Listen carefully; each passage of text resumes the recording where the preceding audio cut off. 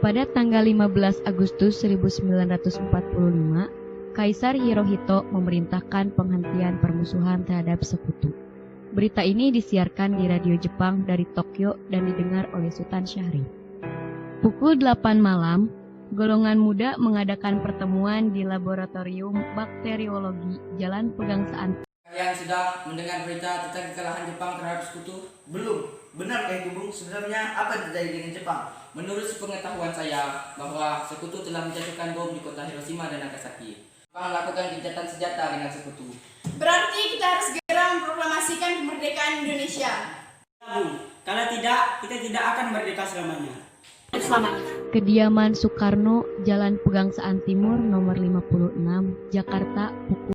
Jika Bung tidak mengumumkan teks proklamasi pada malam hari ini juga, maka besok akan terjadi pertumpahan darah. Ini batang leherku, boroklah aku dan bawa ke pojok itu. Dan jangan engkau menunggu hari esok. Jepang adalah bangsa silam, dan belum lagi kita harus menghadapi Belanda yang kembali menjajah negeri ini. Jika saudara tidak percaya apa yang saya katakan, dan sudah merasa mampu menopang kekuatan sendiri, mengapa saudara datang kepada Soekarno dan memintanya untuk memproklamasikan kemerdekaan? Semakin cepat kita memproklamasikan kemerdekaan, semakin cepat pula kita mengakhiri kesengsaraan rakyat. Ini kesempatan kita, Bung.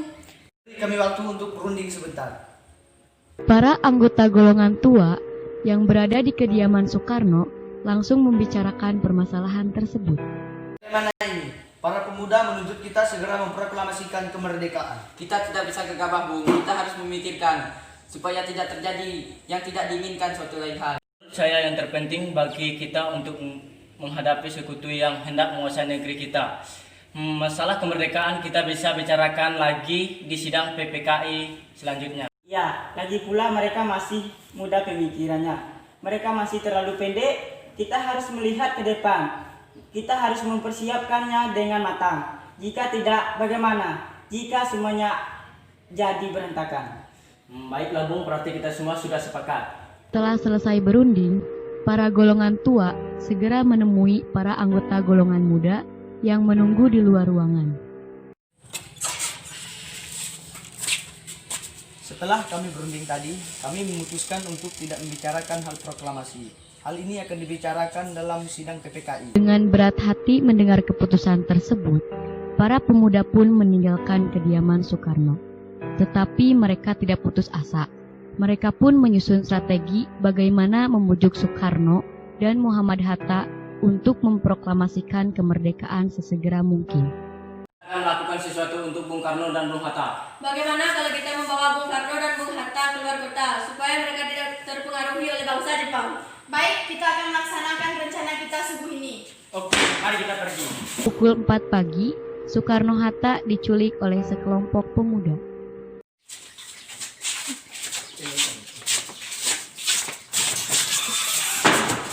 Peristiwa hilangnya Soekarno-Hatta yang tidak ada di tempat saat pertemuan PPKI disampaikan Sudiro kepada Mr. Subarjo.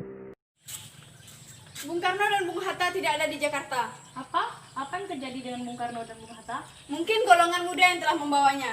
Mungkin Wikana? Mungkin Wikana. Pada pukul 17.30 waktu Indonesia Barat, rombongan dari Jakarta tiba di Rengas Dengklok untuk menjemput Soekarno dan Muhammad Hatta.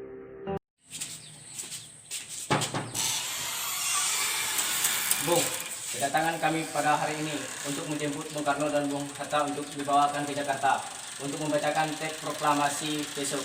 Jika teks tersebut tidak dibacakan besok, nyawa saya taruhannya. Baiklah, kami akan memberikan Bung Karno dan Bung Hatta kepada kalian. Saya akan menyuruh ajudan saya untuk mengambil Bung Karno dan Bung Hatta ke dalam. Akhirnya dini hari, tanggal 17 Agustus 1945, semua pulang ke rumah masing-masing. Tetapi para pemuda tidak pulang, melainkan mereka menghimpun rekan-rekannya untuk menyebarluaskan berita itu ke segenap masyarakat Jakarta. Pagi harinya, di rumah Insinyur Soekarno telah dipadati oleh sejumlah massa. Semua persiapan telah disiapkan pagi itu. Tokoh-tokoh pejuang Indonesia telah hadir di lokasi. Di antaranya yaitu Mr. A.A. Maramis, Cokro Aminoto, Oto Iskandar Dinata, Ki Hajar Dewantara, M. Tabrani, dan lain-lain.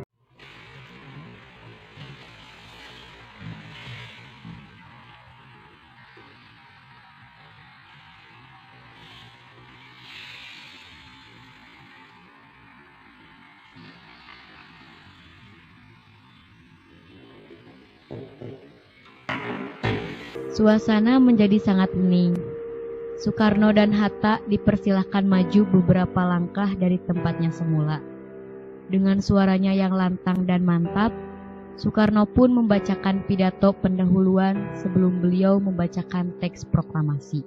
Proklamasi kami, bangsa Indonesia, dengan ini menyatakan kemerdekaan Indonesia.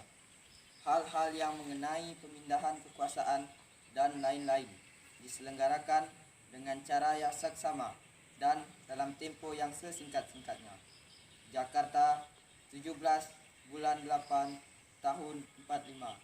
Atas nama bangsa Indonesia, Soekarno Hatta.